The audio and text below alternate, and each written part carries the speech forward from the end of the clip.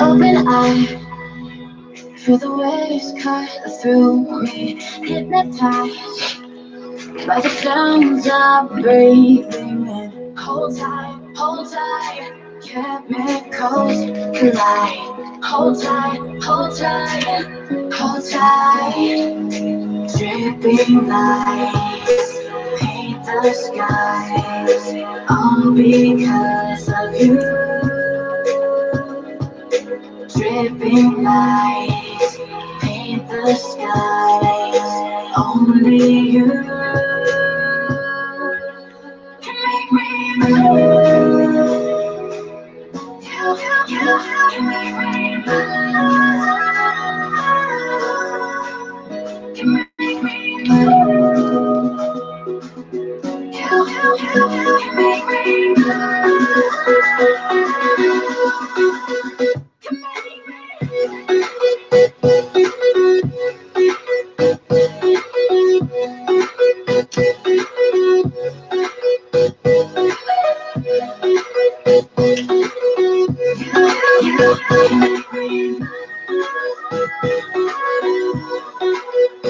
make so alive, make it last forever. Stop in time, yeah, I surrender it. Hold tight, chemicals collide. Hold tight, hold tight, hold tight. Dripping lights paint the skies, all because of you. Dripping lights paint the skies, only you can make me move. You can make me move. Can make me move. Can make me move. Can make me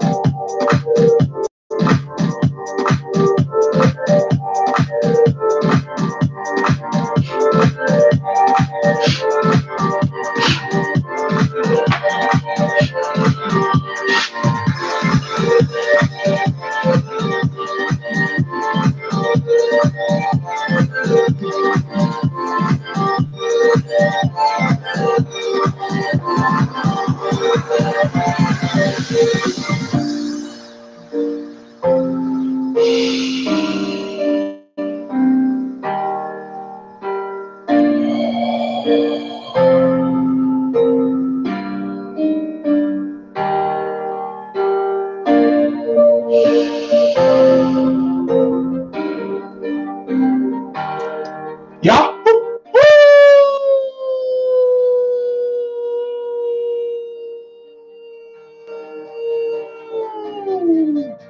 What is going on, beautiful brothers and sisters? Welcome to the April 2019 horoscope. Got some cashes here. We're going to be cashing in this month, and we're going to be evaluating what we have bought, the experiences, the circumstances. It is time to move forward.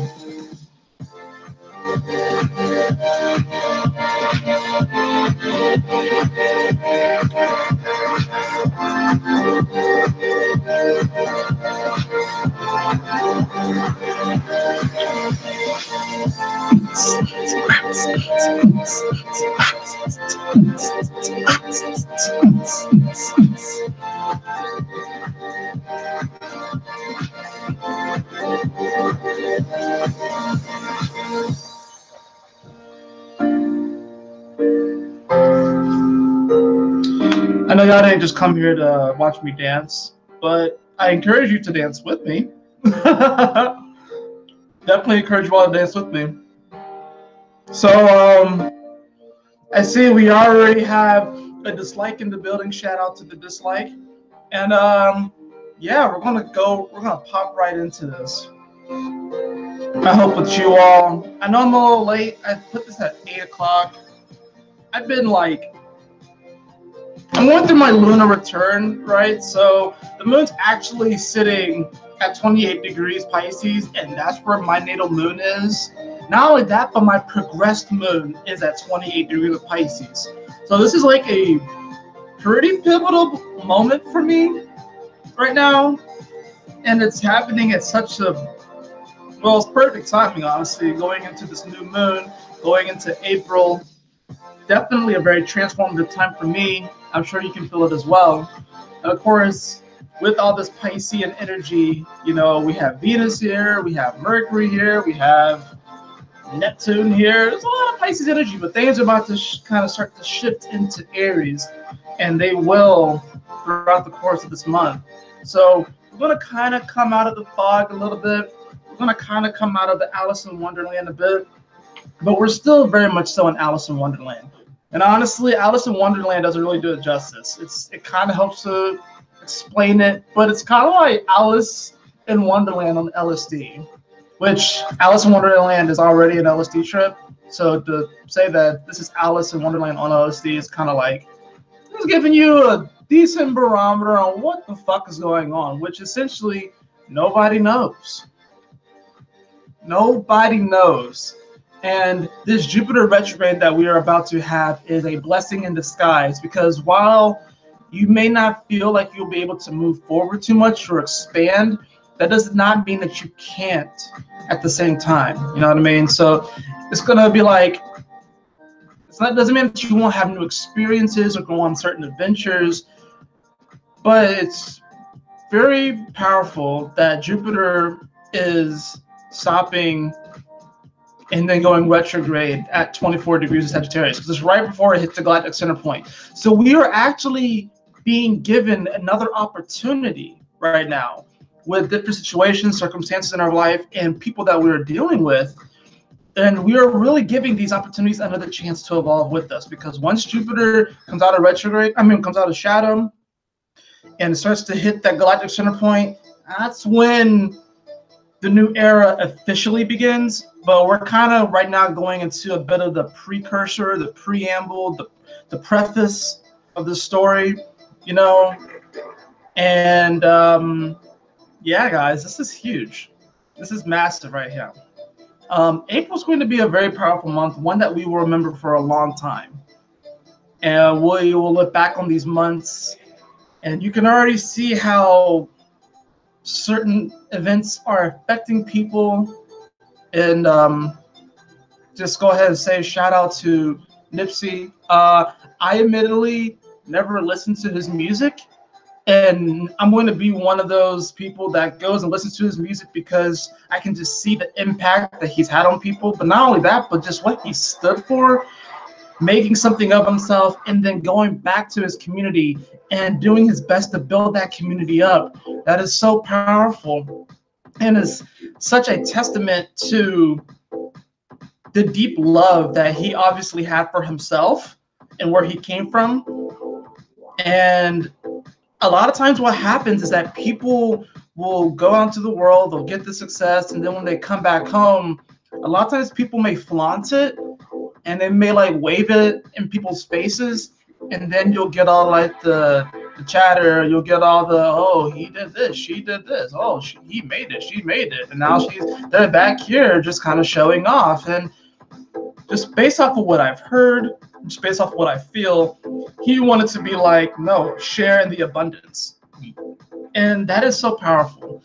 There are a lot of people, there are a lot of light workers here, myself included, that have incarnated back here on Earth for the first time in multiple lifetimes. Not that we haven't been here before, but there are a lot of beings out here that we have come back to Earth after not being here for a while, multiple lifetimes, okay? And we've come back here with the message, we've come back here with the purpose, and in many ways it's because these are sort of like were our stomping grounds at one point. And we lived multiple lifetimes here, back to back to back to back to back to back to back. And now that we have come back during this critical time, there's in a way we sort of made it. And the reason why you're feeling a lot of strife, perhaps, if you find yourself on this light walker path, is that there are beings and entities out here which are talking a lot of bullshit, and they're saying, oh, the little such and so is back. Oh my gosh, such and so's soul is back. What? Who the fuck do they think they are? And people are starting to come out about this stuff, getting psychically attacked. I've been psychically attacked too. I just saged my whole room here. After this, I'm gonna sage the rest of the apartment. And I was like, I literally had to get control a little bit. And it's kind of weird because, especially when it comes to the mind, there's almost like no control right now. With Mercury here in Pisces, still in shadow, still moving very slowly. This is not really a time to like if you feel mentally fragile right now, then that means that you've done the hard work. That means that you're actually on the right path. If you're mentally fragile right now and you don't really know what the fuck is going on and you feel kind of delirious, then kudos to you, because that means that you actually are doing something. If you find yourself trying to hold everything together mentally right now and don't allow yourself to break down every now and again, now I know some people may break down and may actually go to mental asylums and mental hospitals and all that sort of stuff. And if you need to get the proper medications and for that sort of stuff, or eat properly and stuff, then by all means you have to do that. I myself am on medication, but that's not the only thing I do. You know what I mean? It's not the only thing I take. I take spirulina tabs, I take chlorophyll, I do other things to augment it so it all helps each other. But like I said, if over these past several weeks, if you have been feeling like you have been in such a mental fog and you don't know really which way this thing is going, then you're actually on the right path. Anybody who claims to know how the next 6 months are going to go, and they know exactly what they're going to do, they know exactly who they're going to be with, they know exactly that they know, run away from these individuals, okay? I can explain things via astrology, but what I love about astrology is that, for me, I have found it to be one of the most humble systems, only because, yes, it can still be left up to interpretation. Jupiter can mean different things, Venus can mean different things, but as far as like their movements, I can't look up to Jupiter as like, hey Jupiter, do you mind moving a couple of degrees today so you can hit this particular degree so it's conjunct my whatever? Or hey, the moon, I know that you're in Leo today. Not really, the moon's in Pisces, but hey moon, I know you're in Leo today, but can you like shift on over to Libra and conjunct my sun? It's like, you have to wait. astrology is a lot about patience. Astrology teaches patience. That's one thing I've learned from looking at astrology, is that it has taught patience. And it's like the transits that you have are the transits that you have. And there is beauty in all transits. There are challenges in all transits. Some transits suck, you know, but you make it through. And oftentimes it's those sucky ass transits that we don't like that actually promote the most growth. A lot of times people may look at a chart and be like, oh, I have this trying this, I have this conjunct that. And it's like, you know, sometimes we take those for granted, you know? Like for me, I have my moon trine to my sun. I don't have a lot of like tough energy. I have a few squares and stuff like that, but I have a lot of trines. I have several sextiles in my chart. And a lot of times that could be energy where you kind of take things for granted. It's like you have all this money or you have all these resources, but then you don't necessarily know what to do with it. Whereas you have the individual that's been through some shit, have been through some challenges pretty much from birth, right? Having to overcome things. And when these individuals get that success or they reach to where they want to go to, they almost know more what to do with it. They appreciate it more. So it's like, you know, work with what you got. We all have an astrological chart. We all have a stamp of approval. When we came in and took our first breath, and bam, that's what we got. We took our first breath, and the cosmos was downloaded into our being, and that's what we have to work with. And it is what it is. You know what I mean? So the transits right now, they are what they are, and we have some beautiful things that are coming up. We have some pretty challenging things that are coming up. I was talking to my brother earlier today. I was supposed to call him again. I didn't. Maybe I'll call him after this. But he's been going through some pretty intense stuff. And I've been telling him, I was like, look, man, like you are a Capricorn sun at 22 degrees. And I know you're not going to understand all the jargon that I'm about to say, but you have Saturn on top of your sun, you have Pluto on top of your sun, and you have the South Node on top of your sun. You have every right to overreact right now. You have every right. Love my brother. Many blessings to him. I love my brother. We communicate psychically. We have since birth, although it hasn't been as much lately because we've been going through our own stuff. There have been blockages. There have been entities that have been intercepting. But many blessings to him. I'm radiating love to my brother. Shout out to you, man. But he's been going through some crazy stuff, and he has all of this energy in Capricorn on top of his sun. And I'm sitting here like, dude, you are where you need to be. The fact that all these challenges are coming up with all these energies, all these crazy energies, Saturn is there, Pluto's there, the South Node. Like, man, like Capricorns are under attack right now. Capricorns and Cancers. Capricorns and Cancers are really under attack right now. Libras kind of too. They're getting that squaring energy, and Aries kind of as well, but they have the benefit of having the sun in Aries right now. And plus Aries are warriors, so it's like if they get their leg chopped off, they're going to like hop around on the nubs and they're going to fight anyways. It's a little bit different than the other two energies, whereas Libra we don't have any energies in Libra, but we also have to consider that the ruling planet Venus is in Pisces right now, and even though it's sextiling all this energy, Libras are kind of in la-la land right now. Like and it could be a good thing or a bad thing. They could be avoiding conflict. They can be avoiding challenges. They can be avoiding progress and evolution, or they can be like really deep into it right now. But there's a tendency to maybe even go overboard a bit. So Libras are trying to play this balancing game of being in the fantasy world and being in the real world. Aries are kind of taking everything on head first. Cancers are like wanting to heal a collective, but they have all this energy opposing them. That's the weird thing about this nodal axis, is because it'd be one thing, because when the North Node was in Leo, there wasn't really anything opposing it. Not too many energies were kind of crazily opposing it. You know what I mean? Saturn wasn't there. You know, Pluto wasn't there. Like, it wasn't as hard. We had the Mars retrograde that happened. You know, but outside of that, it was the North Node in Leo was a far easier transit than this North Node in Cancer. Far easier transit. So it's like if you happen to have a lot of Capricorn energy, and look at that house, look at your Capricorn house, and look at your Cancer house, because those houses are very much so under attack right now. And when I say under attack, I'm not trying to paint like this just horrible picture, but it's like they seriously are. Like for me, Capricorn, all these energies are in my second house. So my whole value system is getting turned upside down. My whole value system is getting turned upside down, and it's like I'm like, and then of course the way I make money, I'm like that's coming under fire, and I feel like I'm coming to the end of a cycle and the end of an era, but I still have to figure out realistically how the fuck am I going to make money in this world, you know? And it's crazy. And then of course I have the North Node in my freaking 8th house, so it's like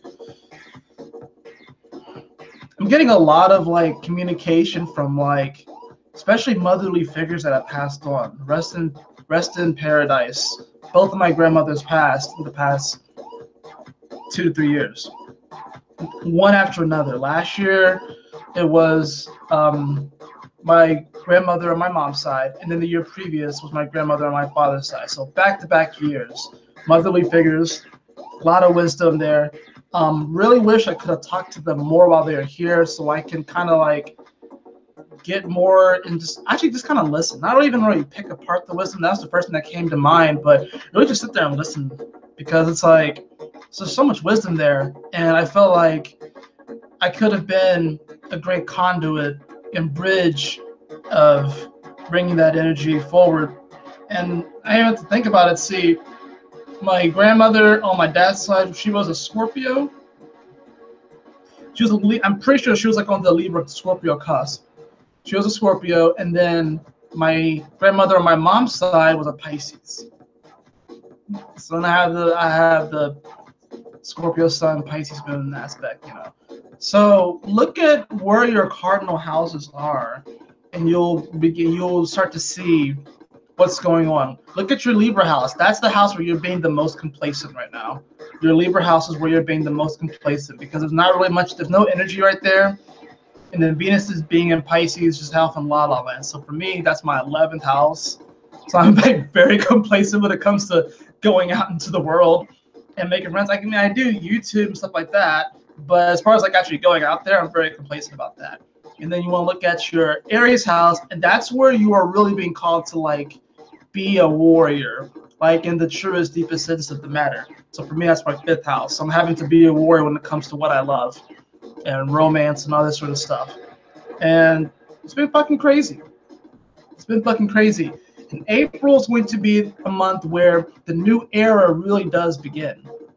Because, you know, now we are in Aries season. It's the new astrological year. And this is going to be a month where we're going to have a lot of shifts. We're going to start to go into this retrograde season, which is going to last for a while. It's going to last for a while. We can even look at the charts to see how long. But especially over the next week, you really want to, at the very least, take some sort of step towards the life that you're wanting to create. Whether you actually take a drastic step, which some of you may do that, or you at least plant the seeds for such. Because Jupiter is about to come retrograde, and we're not going past that 24-degree mark of Sagittarius when it comes to that aspect. You want to look to see where Sagittarius is. For me, it's my 1st house, so it's like it has a lot to do with like myself, you know. So it's like 24 degrees. What is that? That's 2 plus 4. It's 6. And the 6th energy is actually this Libra energy. It's that Venus quality. Once again, everything's going back to that Piscean energy where there's a lot of fucking confusion right now. A lot of fucking confusion. So we're getting a hard check right now. We're getting a very hard check. And now we're about to go into this review period. A lot of people think that the review period happens at the end of the year and stuff. A lot of times planets will go retrograde. A lot of planets will usually go retrograde in like the spring, summertime, and then they start to come back online in the fall, which is kind of interesting, right? Which is, I mean, of course, planets will still be in shadow, so you're still technically reviewing, But that's kind of the interesting thing about it. A lot of people think that the end of the cycle happens, you know, at the end of the year in December. A lot of times, no, that's right now, you know, and now we're coming into a new cycle. So when all these planets start to go retrograde, you know, we go into this review period, you know, it's not like things can't happen. It's not like things can't move forward. It just means that we are going into a time where we really have to discern where we're going and how we're moving forward. The great thing about this year, though, yeah, it's a dope tapestry. Maybe we can get another one. So I know you like this one, Lauren. But what was I gonna fucking say? I was talking about Jupiter. Oh, the great thing about this Jupiter retrograde is that it's happening in a 3-year. So if you add up the numbers, you know, 2019, it reduces to the number 3, and 3 is about expression and creativity. And 3 in numerology is actually ruled by a Sagittarius energy in Jupiter. So even though Jupiter is going retrograde, that's what's kind of unique about this year and about this Jupiter retrograde, is because we are still being given kind of like this loophole to expand. But we got to make sure and discern that we're expanding the right things in our life, the right conversations, the right associations. You got to be careful about this now. Because when Jupiter comes out of shadow and hits that galactic center point, that's when we're going to get the new downloads for our spiritual mission. As we're building up to it. It's almost like we're going on like the last mission. You know, the last mission before the new mission, I guess, right? But we're getting like, it's sort of like, you know, say it's like we're playing a video game, right? And we're playing, it's like we're playing a video game that we've already played before, right? And it's like literally like the second or third to last level, and we get like this new information and intel, and then we have to go off to like the palace, and we have to like defeat all the guards in the palace, and then we have to storm the king and queen's chamber, and then we have to take the throne back and whatever have you. But we've played this game before, and like now it's like we're getting an opportunity to play the game again. But when Jupiter comes out of shadow and hits that galactic center point, that's going to be huge. It's at 24 degrees. It'll come out, and when it hits 25 degrees, that's when our fairy godmother is going to come. That's when we've finished the game, and then we open up the new game. And then before we even really move forward and get our first mission, we're going to meet our fairy godmother, because 2 + 5 is 7, right? 25 reduces to 7. So this is talking about that Piscean energy, that Neptunian energy. So our fairy godmother is going to come and visit us.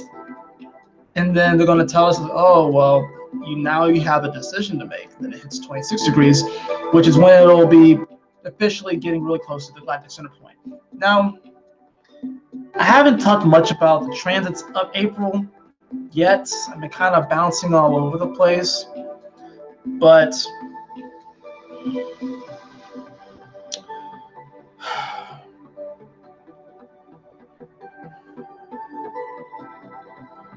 there's definitely a potential to overthink things right now. I've been doing it a lot. There's definitely a potential to overthink our situation, especially if it does not appear perfect. And I think what's happening is that a lot of people are, pretty much everyone, right, is pursuing this perfection. And the moment that any type of strife or challenges comes up, they write it off as, oh, this doesn't serve me anymore. And it's like, that can be true, but you still want to have discernment. It's like, just because you get into an argument with your partner doesn't mean that the relationship is done, right? You work through things. And I think, especially when it comes to relationships, since there's a lot of focus on relationships right now, we are really changing the game on what these relationships mean. It's like we're kind of bringing some of that old school energy to it in the new school, because there's a lot of talk in the community of like almost like the genders going their separate ways. It's in some circles it's subtle, in some circles it's not so subtle, and it's like almost like the genders going their separate ways, and they only come together for procreation, which is sad. But I think it's happening this way because we are getting this shift right now. You know, they say, you know, this is a man's world, whatever like that, despite the fact that it's really a goddess, it's goddess's world. Goddess rules this plane. Let's be real about it, you know. But there has, you know, the feminine energy has been so hurt that now they are, you know, lashing out against the masculine. And the masculine, there were individuals in the masculine, and from this I'm speaking from an energetic standpoint, but I'm also speaking from like if you actually incarnated biologically as this, right? So it's like there are those of the masculine perspective that want to right the wrongs of the toxic masculinity, but it's like a lot of times these individuals are being painted as not being strong, or they're not really a man, or they are not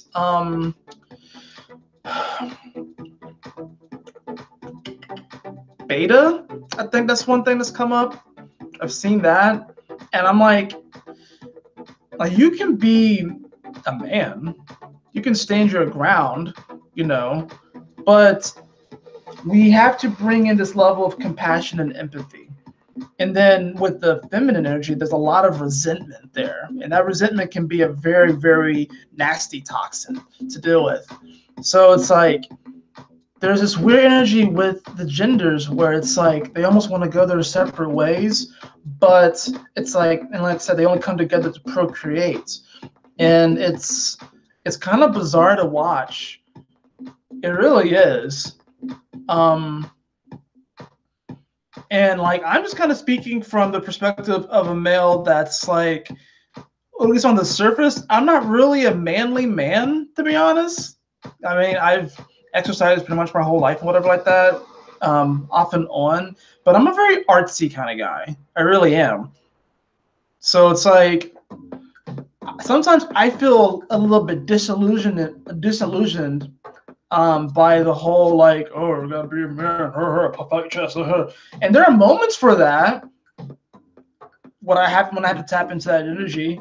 But you know, at the same time, like I'm into tarot and astrology and art and all this sort of stuff. Not that men can't be into that sort of stuff, but there is this weird, like almost crusade against individuals and men who are into that sort of stuff. Just like there's kind of a weird crusade against women that are more athletic. Like I know I can get out. I mean, like I said, I play sports, whatever like that. But I know that there are women out there that will cross me over on the court and cross me over on the pitch. I know I would get like, and that's cool. It's whatever. It really shouldn't. This shouldn't be this whole. You remember back in like school, right? And a lot of times all the guys would get picked first, unless one of like the guys picking one of the, I guess, team captains, like the girl, whatever like that, and they chose her first, whatever. And like a lot of times she wasn't really that good. But y'all remember the times where a girl would get picked last, but she kicks ass so much? I'm sure my fiance can relate to this. And there's that whole thing, it's like, oh, it's a girl, everyone scoot up, like playing kickball, and then she just soars it over everybody. You know what I mean? There's a crusade against that woman that's able to just soar it. That's why we have these movies like Wonder Woman coming out and Captain Marvel and stuff like that. These very strong women that can still connect to their feminine side, but then they can compete with the guys. You know, it's weird. So that's why relationships are getting worked out right now. That's why, you know, there's a lot of that energy that's being, you know, is percolating. And there's a weird crusade also within, you know, the feminine energy of women that decide to be more of that motherly figure. these women are being criticized by the women that are going out into the workforce and killing it, and you know, grinding and all that sort of stuff like that, and kind of taking more on the breadwinner role, which whatever, to each their own.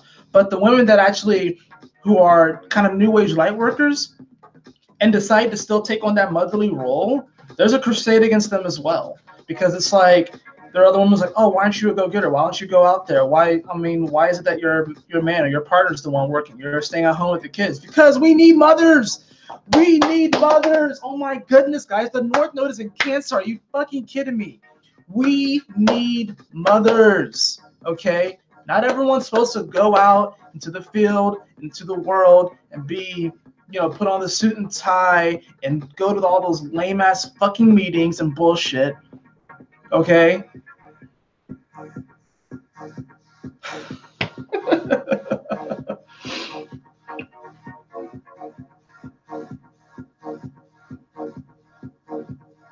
I don't know if there's a bigger turnoff to a woman than a feminine man. And that's what I was saying, like, you know, I wouldn't call myself feminine. I would just say that I'm not necessarily a burly guy. You know what I mean?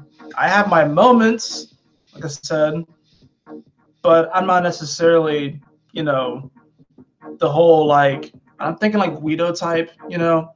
I'm not really like that, you know? I have a lot of water and earth in my chart, guys. Like, I have a lot of water and earth in my chart. I have a little bit of fire. I have a little bit of air. I like almost like no air, actually. It's kind of interesting. But we need mothers, but women don't need children. I don't know about that one. I was just listening to the Joe Rogan podcast, and they were talking about, you know, not everyone's meant to be a parent, first of all. Not everyone's meant to be a parent. But I believe that women do need children. I believe that men do need children, because while they're also learning and growing up, you know, you're learning as well. It's just as much a learning experience. Because, I mean, yeah, you have this individual where you literally see them just like they're learning machines, right? But then it's like you learn about yourself as well. So it's like, I think we all need each other. That's really what it comes down to.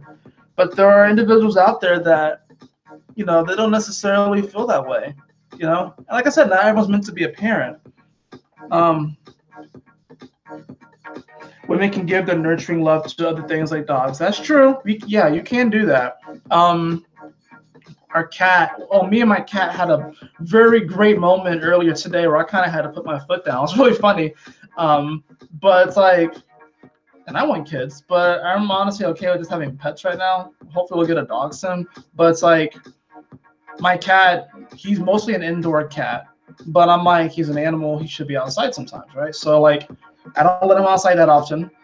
I let him outside, and he kind of was like moving around, rolling around the concrete, getting pollen all over him. And then he jumped through the, you know, the little railing there, and I didn't see him. I was like, oh, great. I waited a little bit, looked around. He wasn't there. I was like, oh, great. Now I got to go find my fucking cat. So I walked around this whole back part of the apartment building, couldn't find him. And I was like, where the hell is this cat? So I walk upstairs to the front. I walk around, and I suddenly turn my head, and he's just sitting there under a bush, and he's just like about to pounce. And then he just trots over to me, and then I pick him up, and he just starts meowing and hissing. He's declawed in the front, which wasn't our doing, so I would never declaw a cat.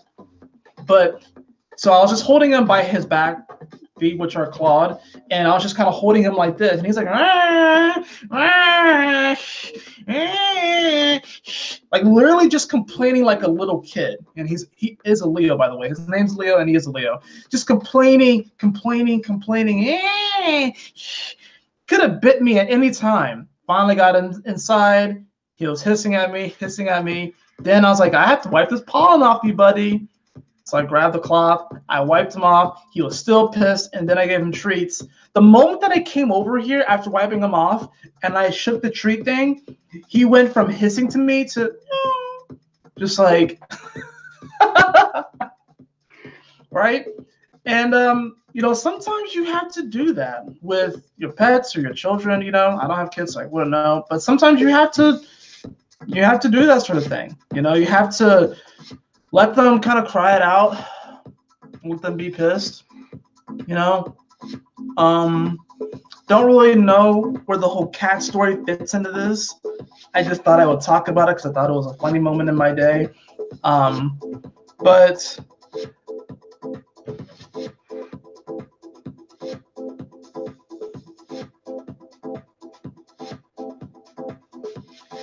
the rise of sex dolls and men, that's an interesting thing. But here's the thing about a sex doll.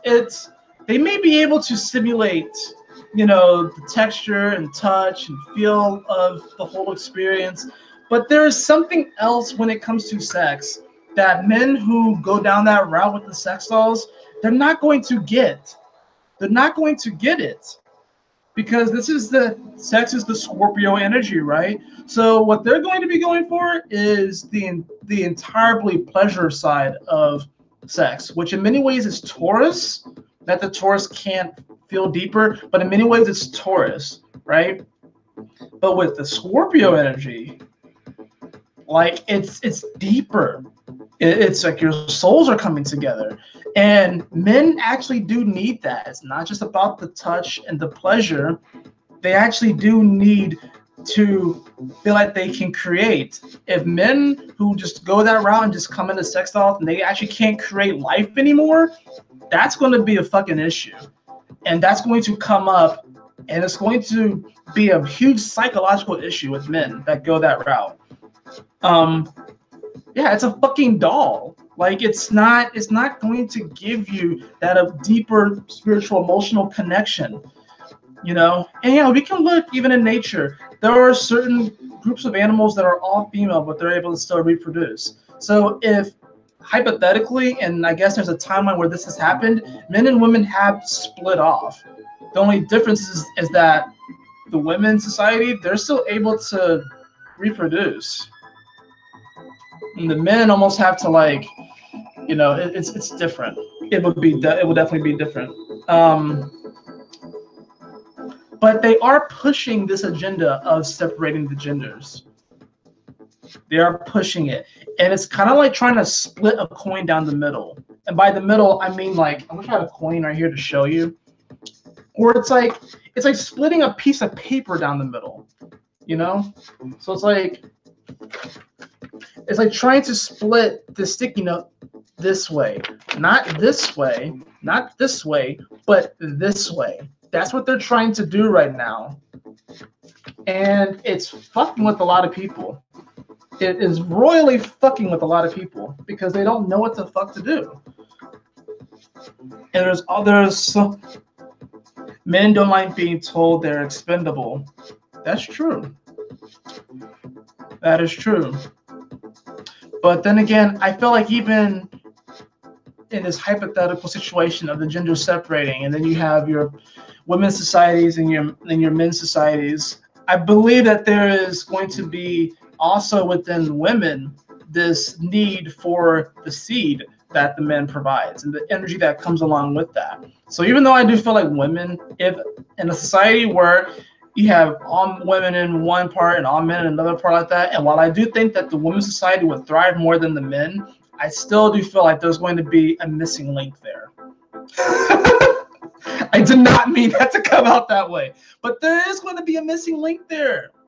There is going to be a missing link. So it's like, if it keeps creepy old men in their house, I'm fine with it. Yeah, I mean, there is definitely a sexual revolution that's happening right now, and there is this need to really balance this whole weird thing with these creepy dudes and harassing women and stuff like that. It goes both ways. You especially in the army, about women like higher up, like women that are higher up in the ranks harassing the men. That's something that happens too, but you seldom hear about it. But yes, this creepy energy, it knows no sex. It knows no sex. And it's perverted, and it really does perverse the energy of the divine masculine and the divine feminine, which do need each other. They do need each other. They do need each other. They do need each other. I'm going to keep saying that because it's definitely true. Some people might not necessarily agree, but I believe that they do need each other. But there's this weird, like, I just saw this thing where women are coming out about Joe Biden now, and I'm like, fuck, another person, like, what is going on? What is going on? I even saw something about, and this is going to be weird, I saw something about people in the Pokemon YouTuber community, about how there are people who stream and make videos in the Pokemon YouTube or PokeTube community, how people are coming out about them. There's like 5 of them. I'm like, what the fuck? Like, this is...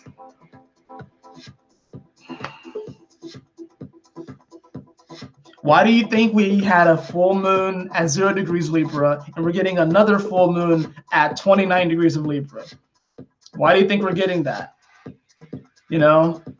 We're literally are balancing out the Libra vibration and the Aries vibration. And of course, like I said, we're getting this new moon at 15 degrees of Aries, right smack dab in the middle. 1 + 5 = 6. Guess what? That is ruled in numerology by Venus and by Libra energy. So everyone's weighing things out right now. Everything's trying to balance things out and integrate. It's not just one thing to balance things. We also have to integrate. I think that's one misconception about Libra energy. It's like when you're measuring out, stuff and you're baking a cake, right? You're baking a cake and you have to measure out your ingredients. It's one thing to measure out your ingredients, but it's another thing when you have to mix them. And what happens a lot of times is that people will measure out their ingredients, but then they won't mix it together so they can make the cake. Or they try to taste them separately and it sucks. You know? A lot of times that happens. It's not just about balancing things out. It's about integrating them, mixing it up, and then making your final product. So it's like, that's what's happening right now. That's what's happening, is that we literally have measured one side of the equation, you know, the full moon in Libra, 0 degrees, conjunct Chiron, which is a whole nother can of worms. Now we're going to get this middle part, which in many ways is the bowl. This new moon in Aries in many ways is the bowl, because it's the new moon, it's dark, it's setting for something new, it's the bowl, it's kind of empty in a sense. Then we're going to get that full moon at 29 degrees. 29 degrees, the end of the spectrum. And now it's another thing, another ingredient that we're balancing out. I'm going to put it into the bowl, right? Then we're going to mix it up, and you're going to bake your reality from there. And then you're going to have to make your cake and eat it too. And some people are going to make a cake that's amazing. Some people are going to make a cake that's like, eh. Other people are going to make a cake that's like, ugh. But the good thing is that since this is Jupiter retrograde that's going to be happening, that's not the cake that you have to settle on. It's like if you're going to a cake off or a bake off, you know, maybe you're making a cake multiple times. It's not like you're going to, if you're really lucky, you get it on the first try. But a lot of times you have to keep going. Maybe this first cake, maybe it's sunk in. Maybe on this cake, it's a little too much flour. Maybe on this cake, it's like you over-iced it, you know? That's why it's like you have to give this thing multiple attempts. You don't just get it right on the first try. You know what I mean? That's why it's like, it's very, especially when it comes to relationships, it's very rare that your first crush or your first girlfriend or boyfriend is going to be the person that you spend the rest of your life with. That's super fucking rare. It really is. It's like, oh, like you grew up next to them your whole life, you know? You were like next door neighbors, and then y'all get together, and then you spend the rest of your life with each other. A lot of times in those situations, y'all date different people in high school, and they don't even come back together until like college or after college or something weird like that. You know what I mean? One that person has to go off on an adventure and find themselves. The other person maybe stays in town, and then the other person that came, the one on the adventure may come back, or maybe they meet up somewhere else, whatever like that. You know, so there's a lot of that kind of energy right now. So it's like people are looking for perfection when it comes to relationships, and you have to realize that it's like Sorry to say, it doesn't fucking exist. It does not fucking exist. Every single person here has multiple soulmates that they could be with, and it would work out beautifully. Everybody has that. Does that mean that you have to leave who you are with to go find that person? If you happen to be with one of those mates that you actually can't work that thing out with, does that mean that you have to, oh, well, there's someone else out there that I can work with too? I'm gonna leave you and go over here. Maybe you can do that. It depends on how much you have invested in with each other. But do you have to do that? No. That's what other lifetimes are for. You know.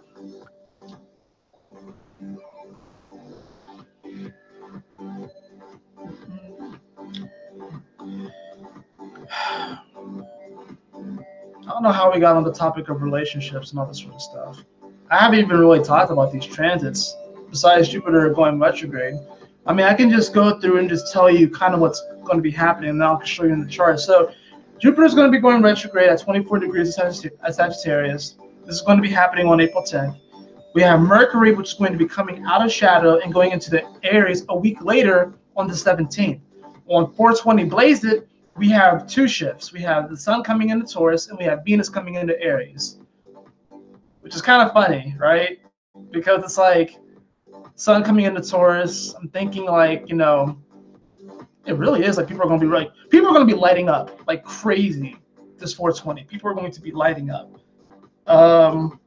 which can be dangerous, only because of all these energies that are happening right now. And, you know, you want to use discernment, of course. The Sun is going to conjunct Uranus for the first time in like 70 to 80 years in Taurus. Because last year when the Sun conjuncted Uranus, it was in Aries, right? Venus is going to conjunct Chiron at 3 degrees of Aries. That's going to be on the 23rd. So the Uranus is going to conjunct the Sun is going to conjunct Uranus on the 22nd. The next day, Venus will conjunct Chiron on the 23rd.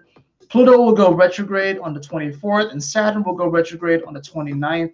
And then at the end of the month, we do have Saturn meeting up with the node. So conjunct the South Node and oppose the North Node. That's on the 30th. That's just the transits, me reading it off in a nutshell. I'll show you guys it more in depth. But I'm telling you, this is a time where you really want to use discernment. The Sun in Aries is making people want to take impulsive actions right now. But what's different about this is that we have all this squaring energy. You know, because the Sun is squaring all this Capricorn energy, right? And in fact, right now, the Sun's at like what? The Sun's going to start to square most of it over the weekend, because by Sunday, actually, it's going to be pretty much next week. So pretty much as Jupiter is going retrograde, what's interesting is that the Sun is going to begin to aspect all of this energy. The Sun will square Saturn, it's going to square the nodes, and it's going to square Pluto, just as Jupiter is coming offline and going retrograde. You can't make this shit up, guys. You really cannot make this shit up. And what's interesting about this is that the moon's going to be in Gemini during most of this. The moon's going to be in Gemini and Cancer during all this.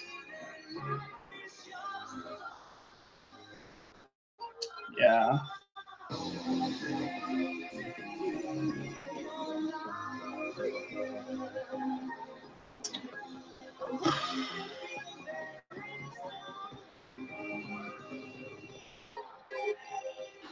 There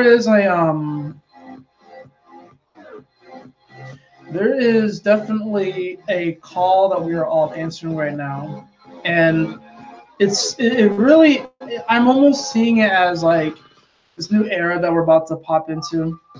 I'm about to use a Pokemon reference right now. It's kind of like in the first generation of games when you make it to Viridian City and there's a Pokemon gym there and you try to challenge it, but it's closed. So there's like another era or another something that we want to like go towards, but it's closed. It's like, I'm sorry, this area is currently off limits to you. You have to level up. So right now it's like we all want to go on this new journey, but we have to kind of go back and train a little bit. And even though this is the new era and the new adventure, we still have to prepare for it. You know, so it's like we can't just go challenge this gym yet because, first of all, the Pokemon there are too high level and they will kick your ass. So it's like you're not ready yet. And there's nothing wrong with not being ready yet. That's another thing. There's nothing wrong with not being ready yet. You know, and this goes for a lot of different things. It's okay with not being ready yet, as far as like, you know, maybe you want to create your own business or marry your partner. You know, does that mean that you have to give up? No, but it's okay if you're not ready yet. That's another thing. You know, there's no precedent on when you should do these things. There are maybe recommendations, but there's no necessarily like strict precedent on this. This is your experience. You can make of it what you want, right? So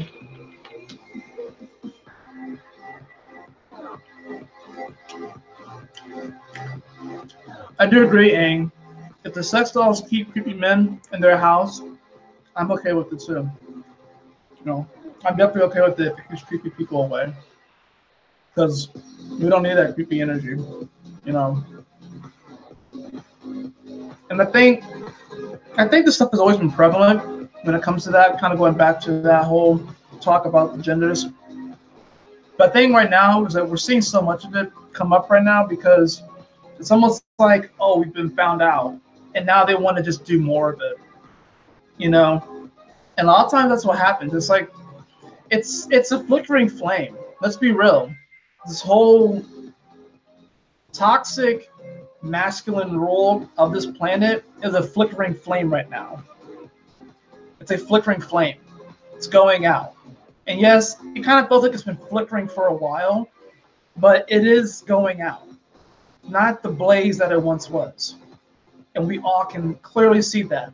And there are men out there that are a good example and role model of what it means to be this divine masculine role, where you step into this role and you do have the compassion and empathy to relate to people, to relate to others, to relate to the feminine, but at the same time you are about your business.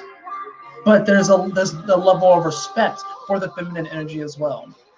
That is part of the divine masculine really taking its position. And don't get it twisted.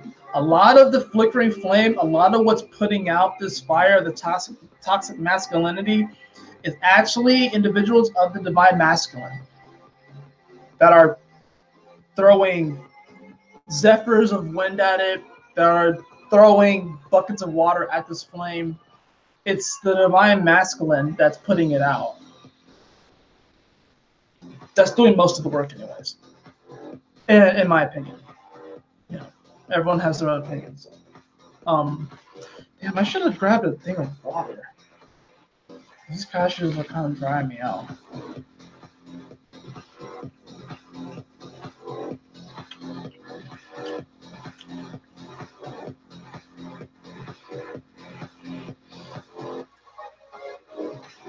So I'm gonna draw a quick card because I'm being called to do that.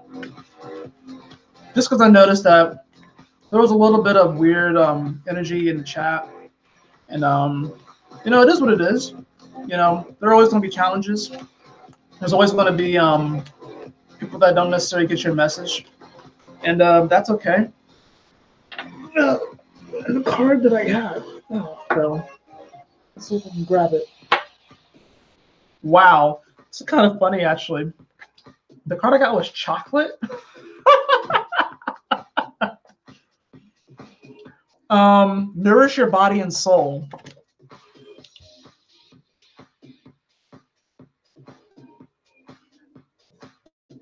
Well, when I say weird energy in the chat, it seemed like there was an individual that felt like we, you know, I don't know. I mean, I kind of just felt weird energy, but you know, maybe I need to sage a little bit more. But I got the card of chocolate, which is nourish your body and soul. And it's just really interesting that I even grabbed this card to pull it.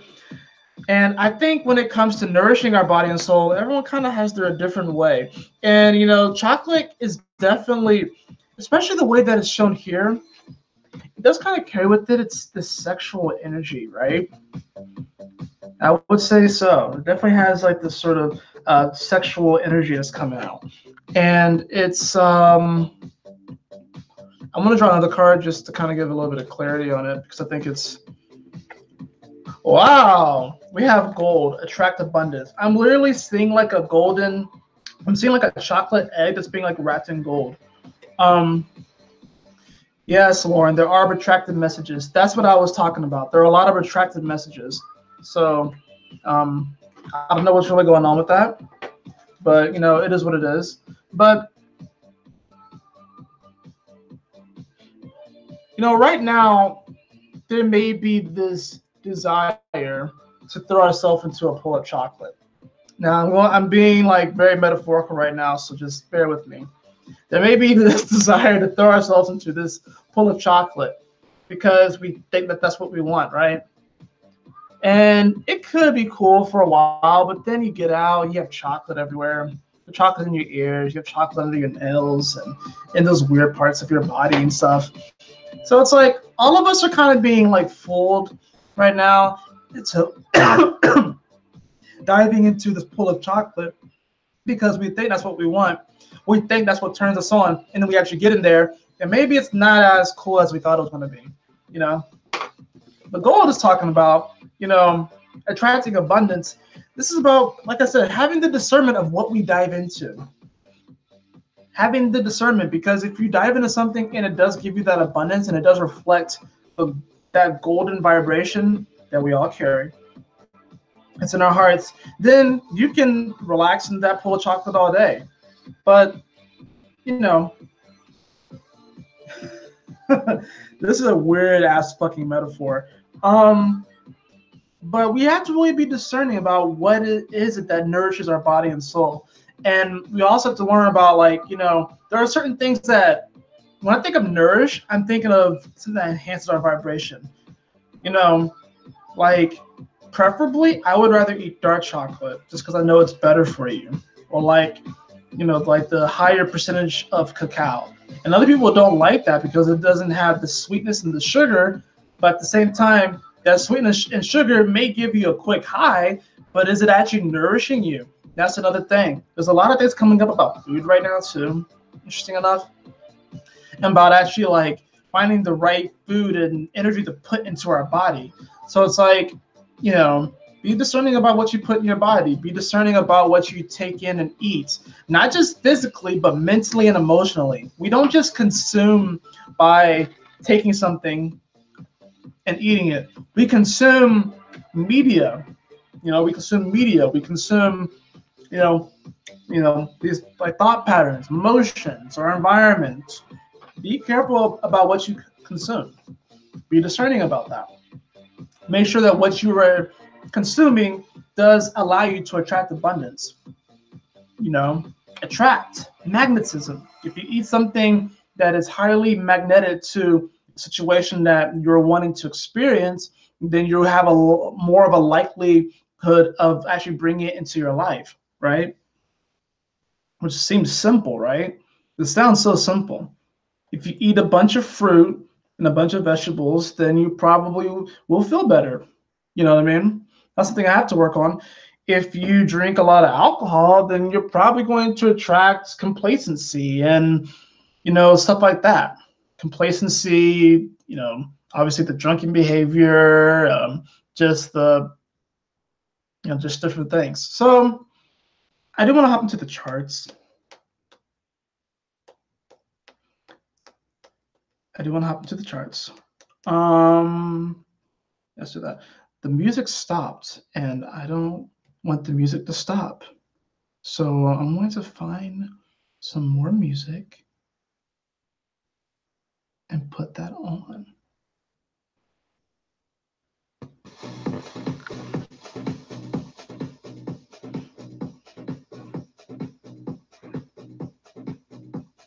All right, so let's get into these charts real quick.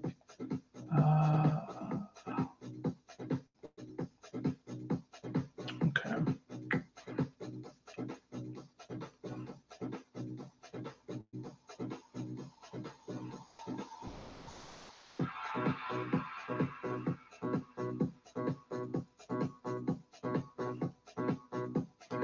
All right. So here we go. It's 9:36. 369. Look at that. On April 3rd. Got a lot of 3 energy here. We got 3. We got 2019, which introduces to 3. All of these are some aspect of 3. So that's kind of cool. Anyways, so we have the moon here at 29 degrees of Pisces, getting ready to come into Aries. So after this broadcast, I'm going to do my moon and Aries transit video. And as you can see, we have this buildup right here of all this Piscean energy.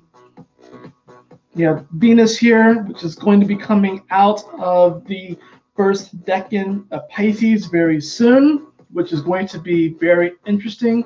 We have Mercury here conjunct Neptune still. It's at 17 degrees. It's coming off of the conjunction. And Mercury has been around this spot for the past several days because you got to think, Mercury went direct, what, 6.5 days ago? 6.5 days ago, and it's just now getting to 17 degrees. So it's been hanging around here for a while. Mercury's slowly coming back online. Okay, it's like we're like the way I kind of see this right here is that this is the way that I saw it in my head. Is that when Mercury was moving forward and it stopped where the moon is right now, by the way, and it went back because the Mercury stopped at 29 degrees and then it moved back to 16 degrees of Pisces, right? So it covered that whole second half of Pisces, Piscean energy. When Mercury went here, it was like, okay, Mercury went into La La Land, aka Pisces, and the way it got to La La Land was via a very magical school bus. And this very magical school bus was the conduit and what was allowing Mercury to travel throughout Pisces, La La Land, right? And the bus was about to come out the tunnel and go into Aries land. And what happened was that the bus, as soon as it got to the tunnel, the little the bridge to the next stage, the bus got a flat.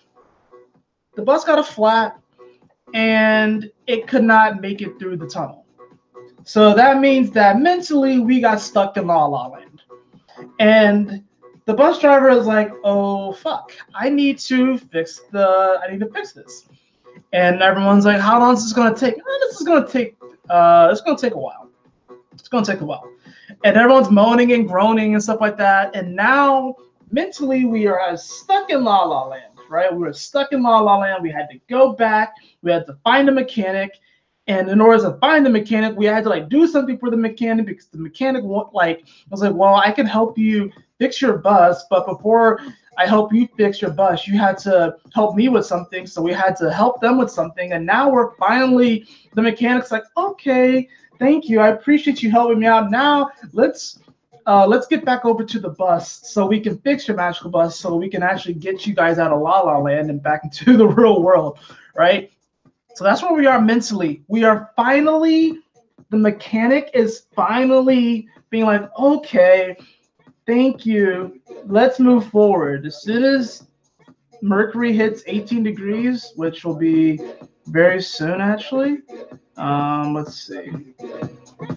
Pretty much through the night, you see that as the moon comes into Aries. So your dreams are going to be pretty interesting tonight. That's when we're actually going to be making the decision, or that's when the mechanics is like, all right, let's go back. Let's go fix this bus of yours, right? And with the moon being in Pisces here, you definitely want to pay attention to your dreams because now what you're going to be dreaming about is this whole exiting of the La La Land portal. You're going to be dreaming about this, and then there's going to be some sort of challenge that comes up because look, it's going to meet up with Chiron throughout the night as well. That you can move it forward, and then you see, bam. So it's like, in the deep of a lot of people's sleep, at least here on the East Coast, West Coast, you might be kind of going into this, but it's going to be you're going to be revealed in your dream state why the bus broke down in the first place. And I'm telling you, it is a blessing in disguise that Mercury stopped here at 29 degrees and went backwards. It's a blessing in disguise. And I think if you're open to that and you still have discernment and you trust, you will realize that it was a blessing in disguise, and that the bus needed to break down right here. The mental bus needed to break down right here and then go back, because there's stuff that we have to figure out. There's stuff that we have to, ponder on. And what's interesting thing about this is that since Jupiter is about to go retrograde too, this whole energy right here that Mercury retrograded through the shadow, it's going to be squaring Jupiter's shadow period as well. So it's going to be like you can even think of it like Jupiter is almost sort of like the bus in a sense, and Jupiter is like coming to a stop. So it's going to be funny how mentally we're going to be kind of going forward, and then we're going to like hop on the mental bus and want to go back around until it retrogrades around here. But yeah, we all were on a cosmic magical bus, and just as soon as it was about to go into the tunnel going from Pisces to Aries, the bus broke down and we had to go back and find a mechanic, right? But now that we have found the mechanic, now that we did whatever the mechanic wanted us to do in the first place, now we can actually begin to move things forward again, right? So let's just hop on forward to the retrograde, right? So this is when Jupiter is going to station retrograde at 24 degrees. And what's interesting about this is that look where the moon is. It's at 24 degrees of Gemini. So we got this opposition right here. We got this opposition of the moon in Gemini, and then of course Jupiter in Sagittarius. How fitting is that? How fitting is it that we have this opposition? The moon in Gemini is definitely going to be a lot of conversations are going to be had. Conversations can definitely trigger us around this time. A lot of conversations on how to kind of balance and integrate things, move forward in certain relationships, move forward with certain projects. But there's also going to be like, it's going to be like sort of like this wall. It's going to be kind of hit, and we're going to be like, oh shit, well now what do we do? So we almost going back to the drawing board a bit, right? And at that point, look what's happening. Venus is going to be at 17 degrees of Pisces conjunct Neptune. If you see, it's going to be where Mercury was. You see, Mercury is here at 17 degrees. Venus is going to catch up to the spot. Venus is technically the mechanic that we're talking about here. Venus is the mechanic. Venus is the mechanic that is going to fix our bus. And then with this Jupiter retrograde, stationary retrograde, we can see that, Mercury is still at 22 degrees, and Venus is catching up in a sense, I don't know if Venus will actually fully catch up, but that's really what's happening here.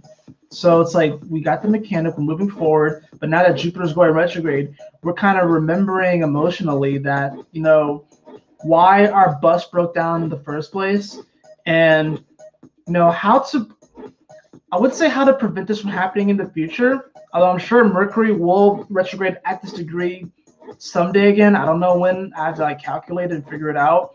But there's a reason why it's happening. Like I said, Jupiter is at 24 degrees of Sagittarius, right before the galactic center point, which starts at about 26 to 27 degrees of Sagittarius, and has a very big orb of influence. Goes to about 0 to 1 degrees of Capricorn. And I would say that Jupiter is kind of within the realm of influence of the galactic center point, but it's kind of on the fringe of it. It's on the fringe. So we are on the fringe of this new journey, but we can't completely move forward in the way that maybe we want to, because we still have to kind of go back and do a bit of discerning and do a bit of what is the next step? What is the next stage? How can I, what is it that, what are the conversations that need to be had, And what's interesting about this too is that we also have Mars here in Gemini. So the moon's going to be coming off of the conjunction to Mars in Gemini, which is going to bring up very heated conversations, which could be positive or negative, but very heated conversations. Some of y'all can be getting pregnant this month, just saying.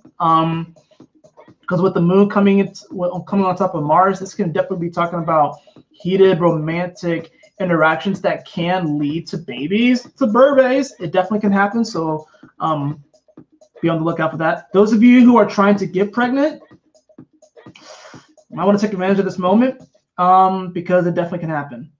Now, you see this? See how the sun at 20 degrees is making the square over to Saturn? You see, like, it's just amazing how when a planet does something like retrogrades, there's a lot of other aspects that are meeting up. Conjunctions, squares, oppositions.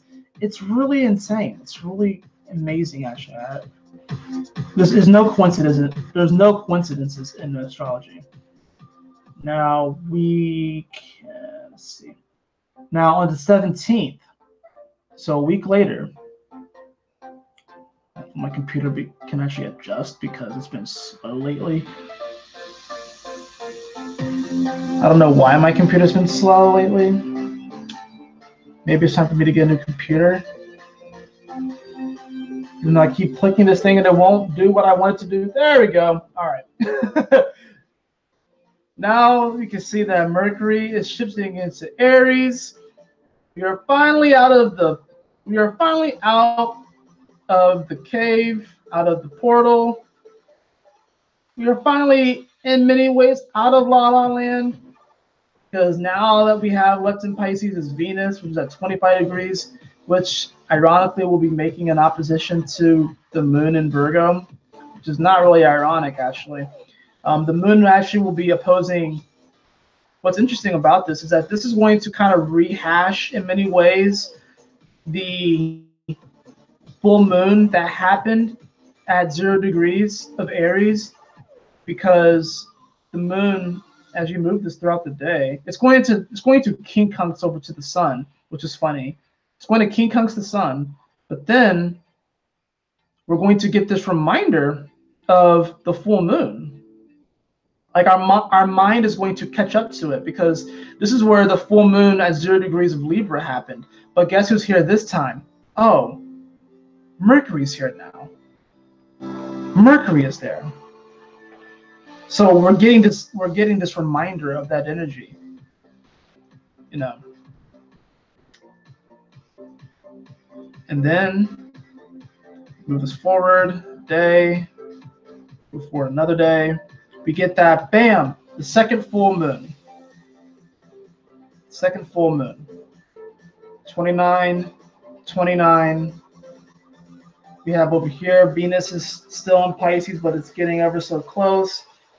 We have Mercury here, which is now going to be coming closer to that Chiron energy. And the mechanic is it's almost like the mechanic is going to be like kind of like trying to flag us down. And like, hey, you forgot something. You forgot something. You know, when the mechanic's actually going to catch up to us, I have to look more into that. It probably be sometime around here, because by this time Venus is going to be, Mercury's going to be moving a lot faster. So I'm not going to talk about that, but just know that the mechanic's going to be he's going to fix the bus. And now the mechanic's going to be kind of like trying to flag us down, or kind of actually just trotting behind us to make sure that the bus doesn't break down again. That's really what's going to be. And the next time it's going to happen is going to be around here. So that's really when Venus is going to catch up to us. Now, if we can move this forward again, we're going to see on the 20th, 420 blaze it, we have the sun shifting into Taurus. We have Mercury on top of Chiron. We have Venus at 29 degrees at the spot where Mercury stationed retrograde, and the moon is going to be in Scorpio. This is why I said this 420 is going to be a bit dangerous, just because, as you know, cannabis is a mind-altering substance. And since it's going to be on top of Chiron, the mind is going to be on top of Chiron. Oh, there definitely can be a propensity. And what's even more interesting about this is that Mercury will move to 4 degrees of Aries, which is a breakthrough degree, because 4 is ruled by Uranus. It's ruled by that Uranus energy, which means that it's wild, it's out there, it's electric, it's it's can be loose at the hinges sometimes. It's a stabilizing energy, but at the same time, sometimes in order to get stable, you have to get unstable. So it's going to be a very weird 420, especially with the moon in Scorpio. I would just say be careful with mind-altering substances. I would really be careful about that. Like I said, with Venus, you may get some breakthrough and some clarity. You definitely can, but I would really just be careful about that. I'm just saying, just based off of the astrology, you want to be careful about that. But as you can see, Venus is also going to be moving into Aries on this day. And by the time that happens, we have this nice little trine that the moon's going to be making over to Neptune. So this is going to be a very powerful day because we have multiple shifts. We have the sun shifting, and then we have Venus shifting at the same time. So they're semi-sextiling each other. It's a 30-degree angle, right? All I really can say about April 20 is that you really want to just be careful. Just be careful. Have discernment. I mean, I'm not your father. So, I mean, I'm not your parent. So, do what you want to do. I'm just saying that this is going to be kind of a crazy 420, and if you like go overboard, you could really trip yourself out. Now, incredible, great healing can still come of this because Chiron is involved. So don't get it twisted. There can be great healing that comes through this. This is definitely a 420 that I would recommend that you want to definitely discern the people that you are around. You want to make sure that those people really do support you, promote your best self, and really have your best interests at heart. Because if you're around people that aren't really like that, then you can find yourself kind of going down some dark alleys. Like I said, that's really just my opinion. Sun is going to conjunct Uranus on April 22nd. Venus is going to be still semi-sextiling this energy. Now that Uranus is involved, Mercury is moving faster now. It's at 7 degrees of Aries. The moon is going to be here in Sagittarius, getting closer to Jupiter. It will oppose Mars earlier in the day, but you also have this nice little T-square. You see how this is forming? When Mars is beginning to square Neptune, and then the moon will square Neptune as well. So this Sun-Uranus conjunction, even though the Sun and Uranus isn't necessarily involved with this T-square, which in many ways may be like the most prevalent thing of the day, the most prevalent energy, or at least the most obvious energy, under the surface, there is a lot of brewing. It's almost sort of like, it's like when you plant a seed, and you wait for several days before anything comes up, you're like wondering, oh, nothing's happening. But under the surface, in the soil, there is so much activity that's about to just burst forth. That is this energy right here. There's a lot of energy that's going to burst forth, and we may not be able to see it right now. It may be hidden, but that does not mean that there's not activity.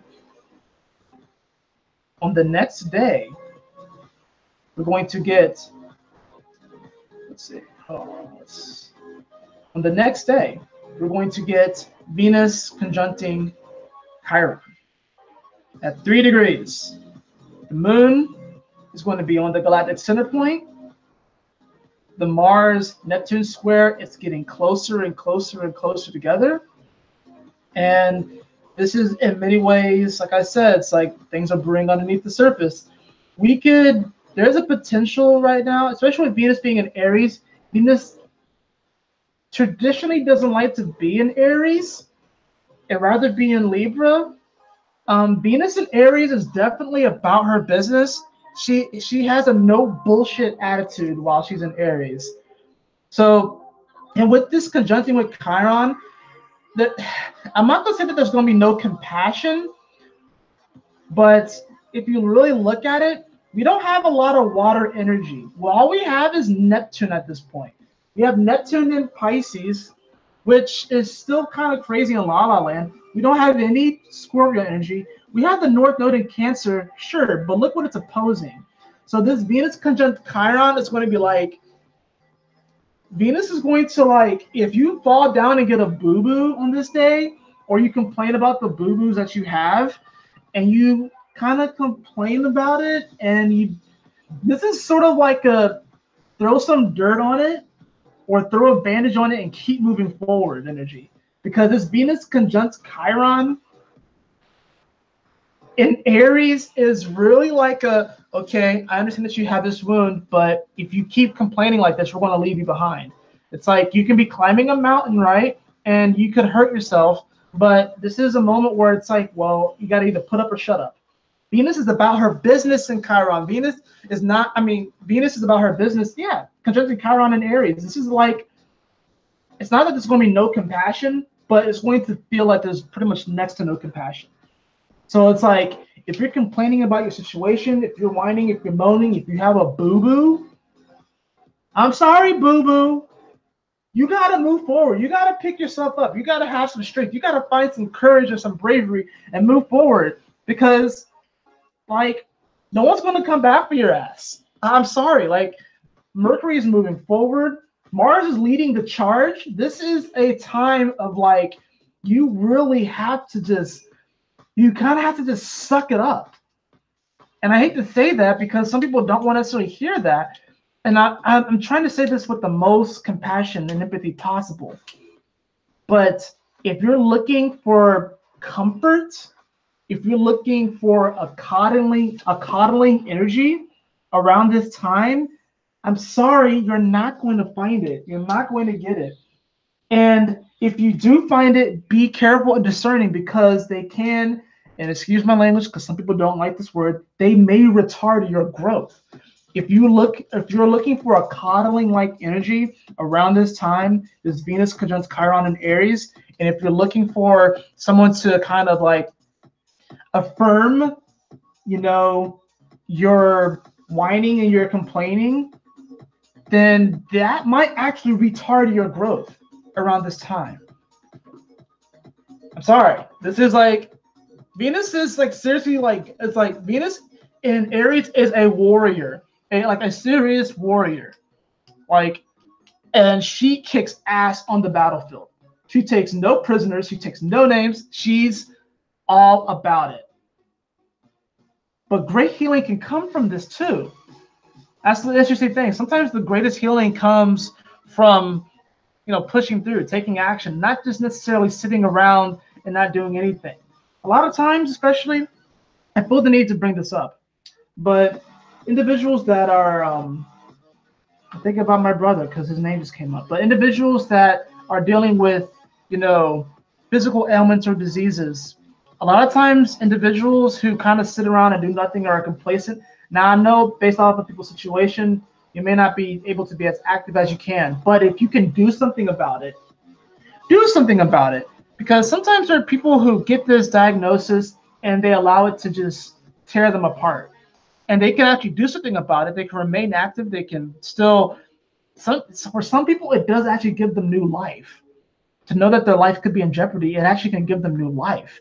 So there's just going to be this moment here with this Venus conjunct Chiron where it's going to be like, are you just going to sit around and just kind of mope on the couch and watch TV all day? Or are you going to do something about it? Are you actually going to get out there, get on the battlefield? And you can be like, but Astro, like I have this pain in my leg. I have this whatever. I need to nurse it. Sorry, boo-boo. Like Venus and Chiron is kind of a bit of a nursing energy, but it's like Venus conjunct Chiron in Aries. It's not. It's like I'm seeing like a battlefield, and I'm seeing like a pop-up little clinic on the battlefield at the barracks. But this isn't like you getting transported to the hospital in a city where the battle's not being taken place.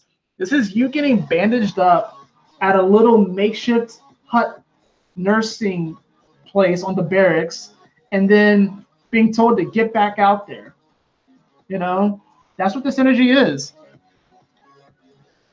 I'm just the messenger. They'll shoot the messenger. I'm just telling you what's happening. The next day, let's see, hold on. Yeah, see, the next day, Pluto is going to be stationing retrograde. And then the following day, actually coming after this square that Mars is going to be making over here to Neptune, Saturn's going to be going retrograde. And what's interesting is that the moon's going to be back in Pisces. And Neptune is going to be at 18 degrees of Pisces. We have not seen Neptune at 18 degrees of Pisces in, I don't even know how long. I have to calculate it. But it's been a long, long time. Longer than 100 years. It's been a long time since we've been at this point of Neptune at 18 degrees of Pisces, which means that spiritually we are actually committing to our heart and taking action. This is the new era. It's the new era.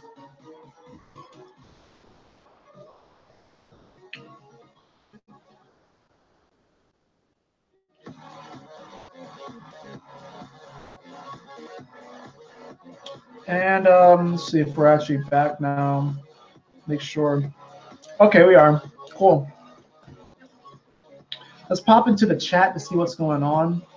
I'm going to draw cards for all the 12 signs too. I'm going to forego doing individual videos for the 12 signs month. That doesn't mean I'm not going to be making videos. In fact, I may even do like a follow-up video, maybe like in the middle of the month. Probably right before Mercury goes into Aries, or maybe actually when Mercury goes into Aries, I'll do another video, like a follow-up video for the 12 signs.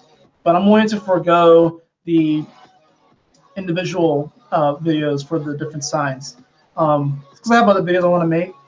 If you haven't already seen the ZBL promo video about the Zodiac Battle League, that's going to be coming soon. That's really just meant to be a fun thing, honestly. Kind of meant to give me more content, but I just thought it'd be fun and cool to do. Just kind of show a bit of my nerdy side anyways. So hope you all enjoy that.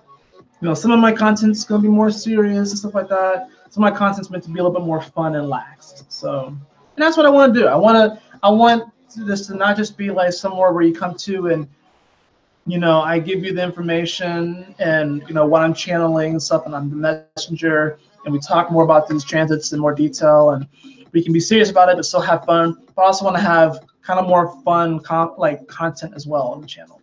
So I want to get all spectrums. But let's see what's going on in the live chat.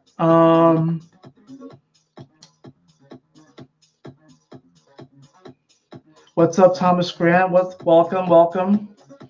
But yeah, guys, let's go ahead and draw cards for the signs. All right.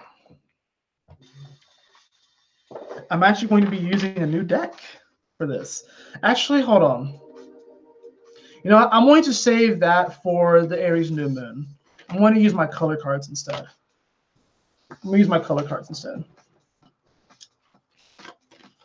Because I have a new deck. I actually have I got the Aleister Crowley's Top deck. And what's interesting about this deck is that I've been hesitating on getting this deck for a long time because I had a mentor several years ago that recommended this deck to me, but I had a kind of a weird thing that happened with this mentor. You know, it didn't really pan out the way I thought it was going to, and it just wasn't really a good situation. I had to like kind of remove myself from it, and you know, it is what it is. You know, people come into your life for a certain period of time, and then you have to dip out. But I finally got the deck, and I'm going to probably do an I don't know what I'm gonna do my Aries new moon video. It might be I might be weird, do it like Friday morning or something like that, you know, because it is on Friday, but it's like early in the morning. It's like at 4:44 a.m. Eastern Standard Time. So I'll probably do something like that. But I finally got this top deck, but we'll use it. We'll save it for then. But for this, we will use the color deck.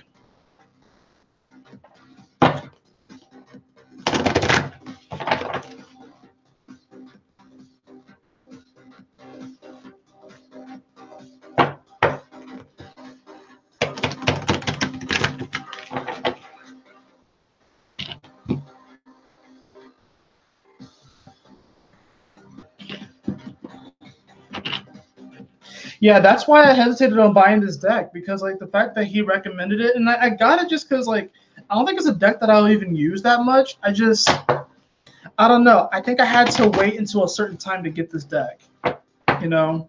So that's why I've hesitated. That's why I hesitate to even do it right here, because I feel like I have to bless the deck, and I kind of have, but I haven't really done like a full blessing of the deck and like clearing the energy and stuff like that too. So I just want to make sure that I do it proper. I don't want to just jump right into it, you know?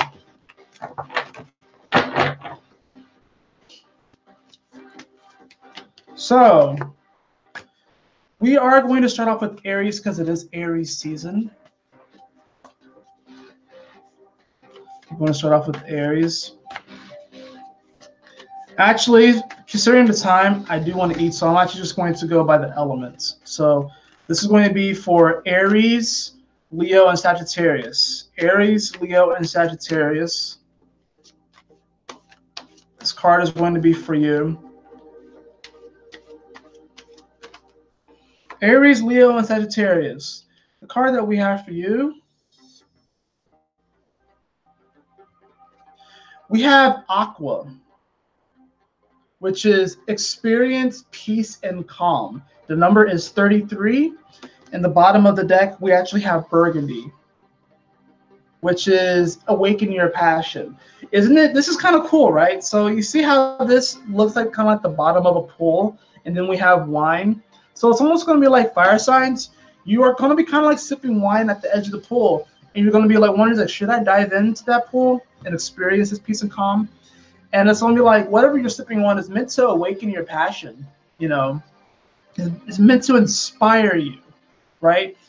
And if what you're sipping on doesn't inspire you to dive into this nice, beautiful pool and experience the peace and calm, then it's probably not really worth it to dive into that pool, because it's if you don't have, yeah, make sure that you're aware of what you're consuming really this month. Make sure that you're aware of what you're consuming, and you know, make sure that you actually almost experience peace of calm. I'm saying like drink a lot of tea, drink a lot of calming tea like chamomile tea. You know, I'm hearing that. You know, make sure that you put yourself into a situation to where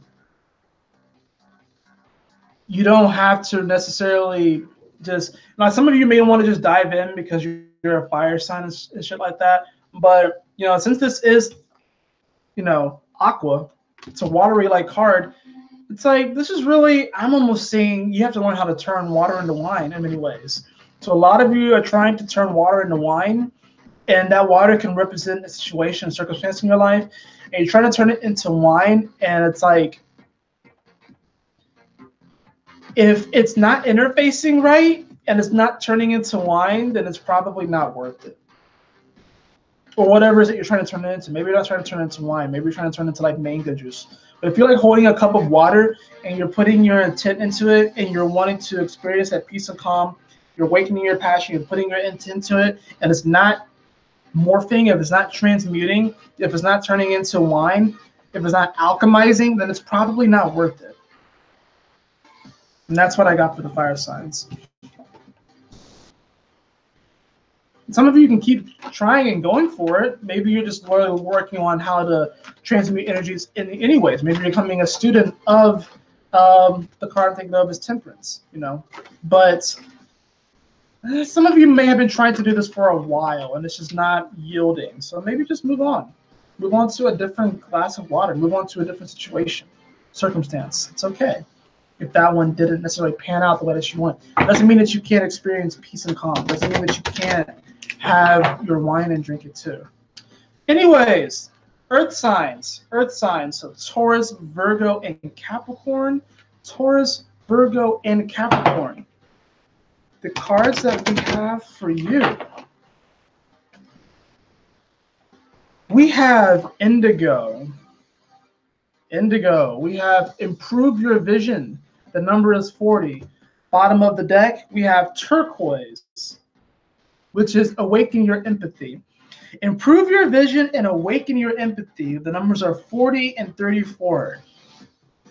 The numbers are 40 and 34. Now, there is a lot of energy, of course, in these earthy energies. We have Uranus here, which is funny because this improve your vision. It has the cosmos and the stars, which is a very Uranian-like energy. Uranus is in Taurus. While we don't have anything in Virgo, we do have a lot of energies in Capricorn, right? So, and awaken your empathy. So this is talking about there may be a situation, a circumstance, or an individual that you're dealing with where you are kind of coming at it from a rigid point of view, and it's disallowing you from feeling more empathy towards this person or this individual or this situation or circumstance. You may be a little too rigid. You kind of want to maybe like just kind of soften it up a little bit. And I don't know why, but this card is just, it's giving me vibes of South America. At least when I look at it from my point of view, it almost looks like the outline of South America. I don't know why, but it just does. And there is a lot of significance, like spiritually, around South America, and how a lot of, I'm not saying that Tibet doesn't still have this energy, but a lot of the Kundalini of the earth, because the earth is a vessel as well. The Kundalini of the earth for many, many, many thousands of years was situated in the Tibet-like region. That's why a lot of spirituality and a lot of these practices have come out of that area. It has recently shifted to the Andes Mountains region. Take with that what you want. But this is actually going to be giving you this opportunity this month is where it's like, if you work on improving your vision and kind of see deeper into the things, kind of see behind the veil a bit, it's going to actually allow you to feel more empathy towards other people and towards other situations. You'd be like, oh, that's why they're acting that way. Oh, that's why this happened that way. But you have to be able to learn how to see behind the veil.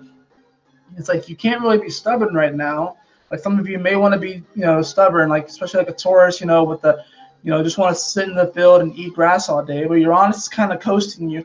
Capricorns have a fire lit under their ass because they have all these energies around them. And then Virgo's kind of like okay, but then their ruling planet is in Pisces still for part of this month. So they're trying to figure out shit. So it's been really tough. It has been really tough for the earth signs. But if you kind of pause, relax, I'm hearing meditate, I'm hearing get into nature, I'm hearing to really just quiet the mind and just like close your eyes. Close your physical eyes and open your third eye. Focus on this vision, not necessarily this vision, but this vision right here. Pay attention to your dreams, because if you take up these practices more, and everyone should do this because everyone has earth energy, by the way. But take time to reflect, and this will actually help you to see into your situation more, to see into the situation of other people more, and it will actually allow you to connect with them on a deeper level. Okay, that's earth signs. Air signs, Gemini, Libra, and Aquarius. Gemini, Libra, and Aquarius. Interesting. One of the cards was flipped over. Gemini, Libra, and Aquarius.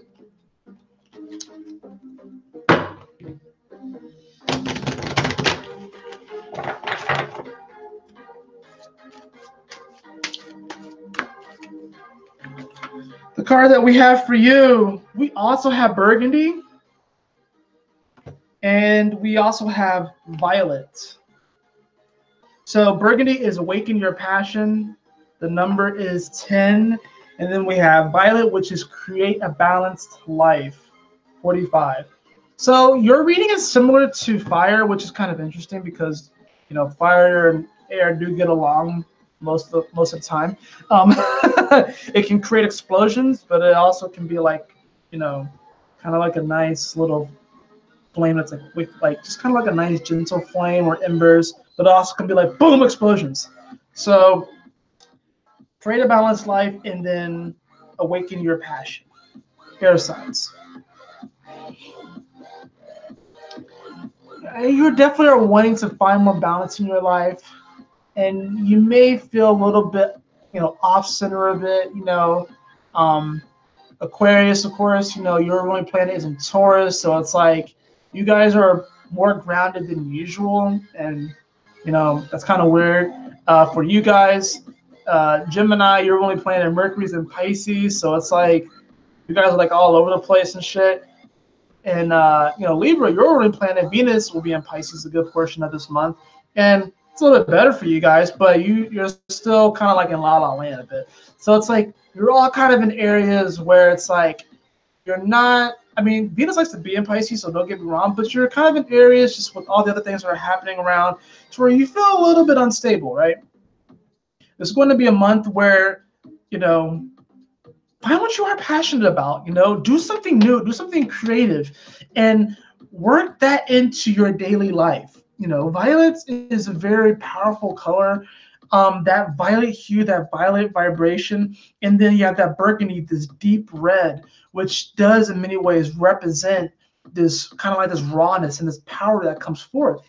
So it's like, in order for you to kind of create the life that you want this month, really find something that you can get excited about and passionate about. Some of you may take up new hobbies this month. Go do that thing that you've always wanted to do, but you are afraid to do. Like, that's another thing. Go skydiving, go rock climbing, do something like that. You don't necessarily have to do that. Some of you, there's a person you've been wanting to ask out and you've been afraid to ask them out. Ask them out, see what happens. They can say yes, they can say no.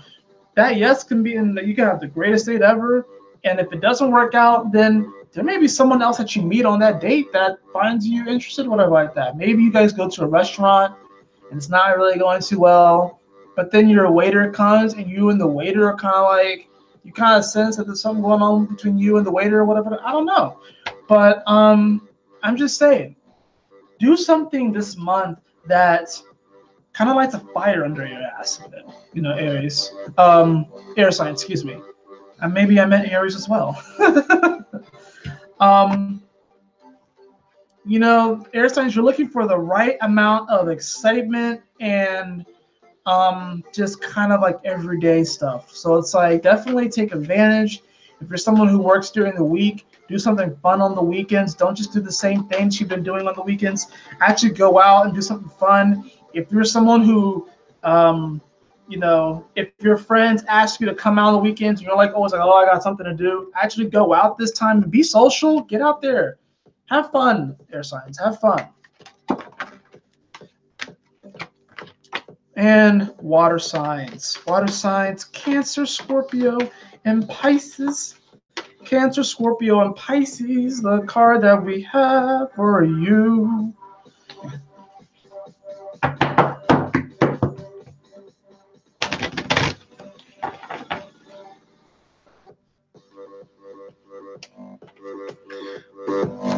We have orange, nurture yourself.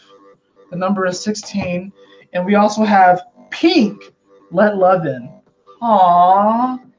This might be like, we have orange and pink. Aww, so this is definitely going to be a focus on the sacral chakra, but also a focus on the heart chakra as well as the crown chakra.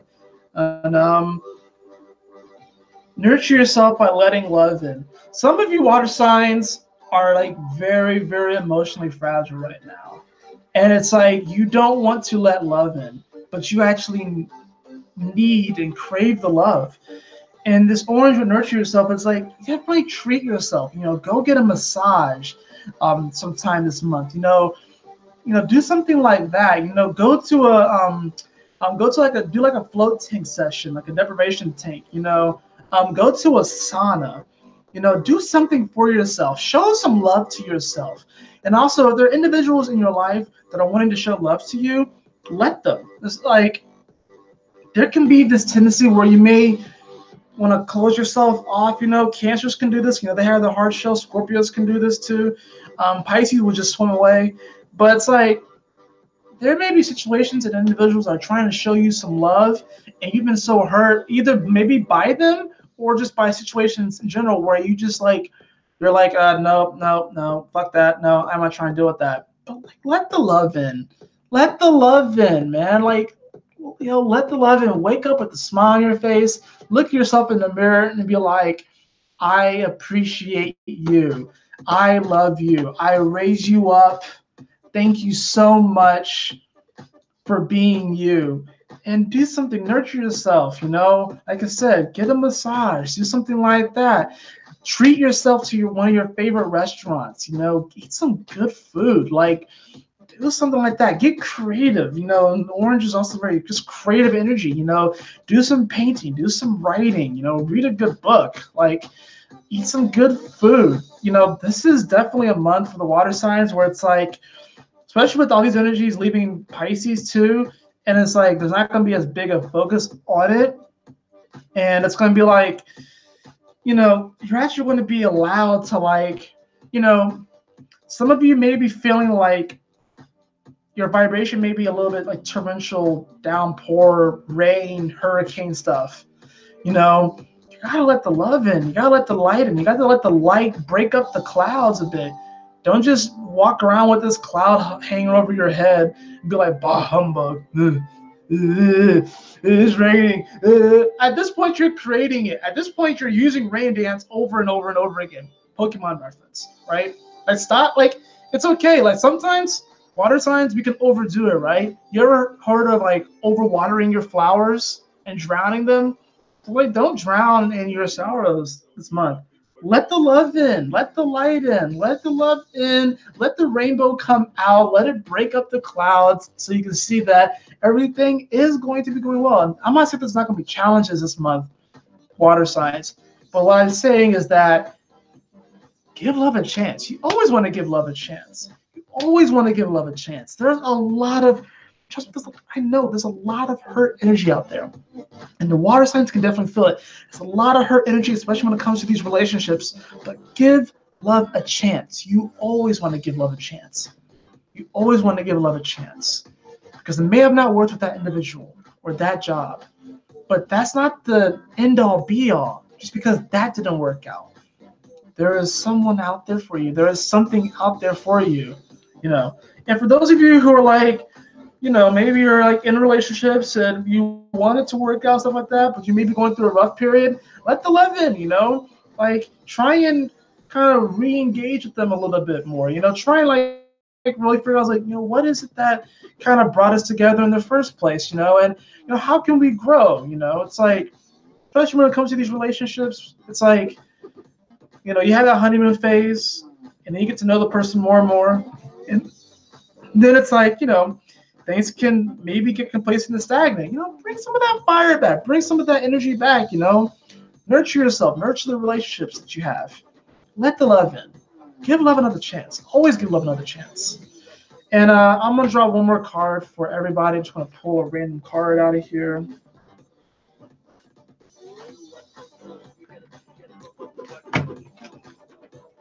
We have Rose.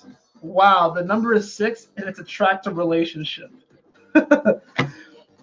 Remember how I said that we have this Jupiter retrograde at 24 degrees, 2 + 4 = 6.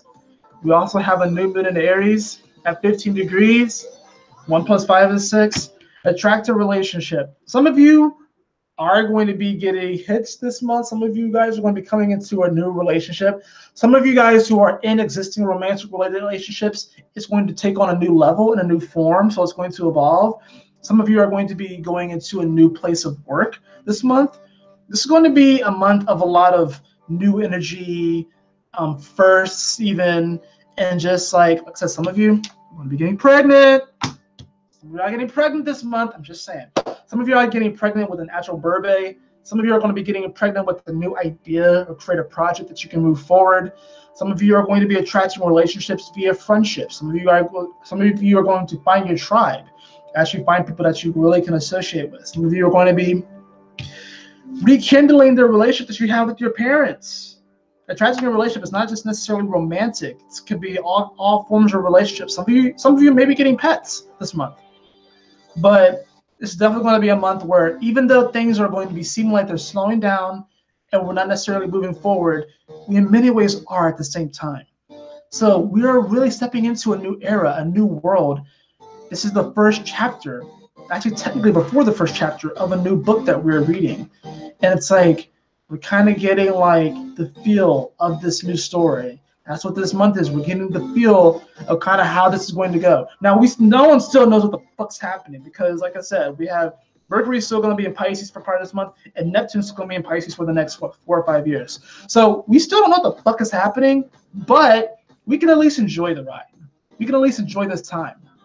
We don't have to have all the answers right now. This is not a time for having all the answers. If you have all the answers right now, or if you know someone who has all the answers, get away from that. Get away from that, because that's going to steer you in the wrong direction. It really is. This is a time, you gotta understand, 3 years are also years of experimentation. A 3 year is a year of experimenting. So you don't have to know how to build the perfect business or build the perfect relationship. This is a year about experimentation. And with all these energy going into Aries, Aries is very much so a sign about experimentation. They may not necessarily be as pristine about their experimenting as Capricorn or a Virgo, you know what I mean? They may not necessarily be like wanting to follow all of the right procedures and make sure that everything is sterile, you know what I mean? But Aries is definitely like, they're going to keep trying something until they get it. If they're really passionate about it, they're going to keep trying until they get it. You know what I mean? It may be a little bit rough around the edges, but they're going to keep going for it. So whatever it is that you're attracting into your life this month, and you really feel into it, you learn forgiveness. Forgiveness is so important during Aries season. Forgiveness is really important. Gratitude and forgiveness, but forgiveness is very important during Aries season.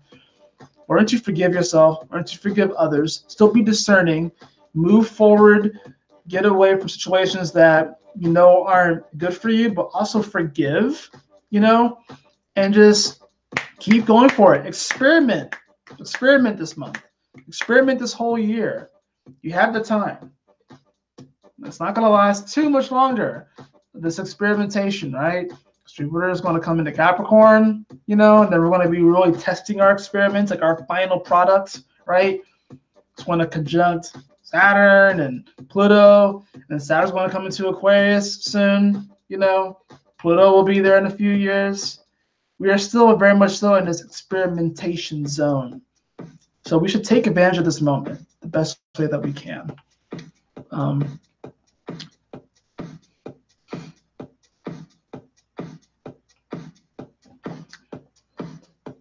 Spend $20 on Chinese food. Yeah, if you're spending like $5 on Chinese food, unless it's at a lunch hour, then it's probably not good Chinese food.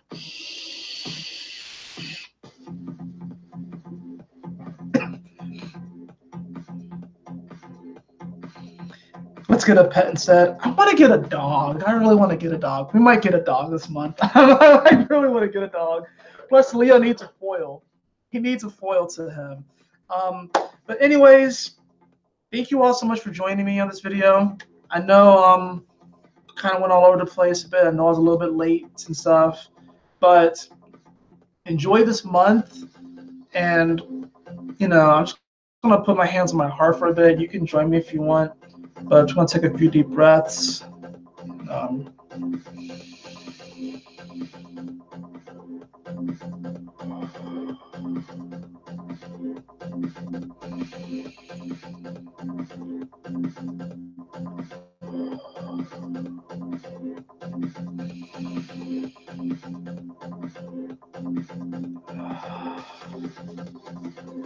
May this month be a month of great harmony, experimentation, loving energy. We let the love in, we nurture ourselves, we move forward, we awaken our passion, we awaken our empathy, we improve our vision, we move forward in a very powerful way. We learn how to balance our life, and we allow life. We allow life. Sometimes we want to restrict life. Sometimes we want to try and control everything and control life. But we are here along for the ride, and yes, we can move ourselves into different directions. We can magnetize our energy so we attract that which we want to experience. But let's enjoy this month. Let's forgive ourselves. Let's have patience with ourselves. others. Let's forgive others. But let's resonate and dance in gratitude in that joy and have a very powerful, positive month and have a very powerful and positive year so we can all move forward and we can help to heal each other, heal our planet, and move forward into this new world, into this new era in a very powerful, beautiful way. Forever and ever. Yo, um, might get a fish. Right? Dude, don't get it twisted. Fish are really cool. And fish have empathy. That's a whole nother story that I'm gonna have to talk about as far as fish. It kind of like, and I eat seafood, but like this thing that I experienced with like fish growing up was like kind of interesting. Um, with powerful and positive Chinese / Mexican food. Yes, somebody needs to create that restaurant where it's like a. I think there are fusion restaurants with Chinese and Mexican food, but yes, that'd be cool. Um, Anyways, I love you all so much. I hope you all got some value out of this. And if you did, make sure to hit that like button. Make sure to subscribe if you haven't already. And make sure to purchase a celebration reading with me. I'm going to be changing up my services in a bit. But in the meantime, I am offering a celebration reading. It is $50, which at this moment right now, it's from 33% off to upwards to 60% off of my readings that I have listed right now. So I have 3 tiers of readings on my website. So I'm offering the celebration reading, which is meant to be a celebration of your chart, of your journey, and to allow you, to help you, you know, kind of see how things have been happening for you and how you can move forward. But anyways, that's on my website, and I probably will put it somewhere in the description below. But make sure that you, if you would like to work with me to purchase that celebration reading, it's only for a limited time. It I'm going to take it off my website when Jupiter goes retrograde. But I'm also going to be adjusting all my other services around that time too. So take advantage of this moment. I definitely put my all into this. I put my heart into this, and I learned just as much as you do. You have a fun time with it, and it's something that you do not want to miss out on. So, want to take advantage of that? The link will be in the description below. But you all have a lovely, blessed evening, a lovely, blessed, and blissful evening, and go out into the world and rock it out. And as always, my beautiful brothers and sisters, always remember to keep moving forward, to stay focused, and Yahoo! Smile often.